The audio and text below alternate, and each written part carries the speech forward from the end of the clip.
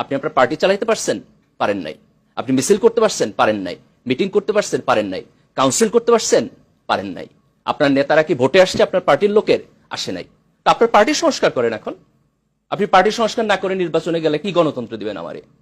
আপনি দেশের সংস্কারের প্রশ্ন তুলবেন, রাজনীতির সংস্কারের প্রশ্ন তুলবেন, আপনার দলের সংস্কারের প্রশ্ন তুলবেন না? তাহলে আসেন আমরা সরকারকে বলি, আপনি একটা ফিক্সড টাইম দেন আমাকে, 2 থেকে 2.5 বছর।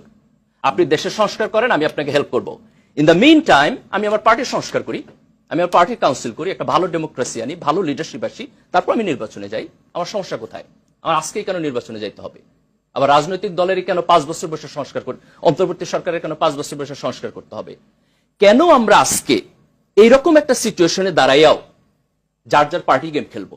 কেন আমরা এগ্রি করতে পারি না যে আসেন আমরা 2-2.5 বছর সময় নেই, আমি আমার পার্টি সংস্কার করি, আপনি দেশ সংস্কার করেন, সবাই সৎ থাকি, স্পষ্টভাবে কথা বলি, কোনো অ্যাম্বিগুইটি না রাখি, এবং তারপর আমরা সবাই মিলে একটা গণতন্ত্র করি।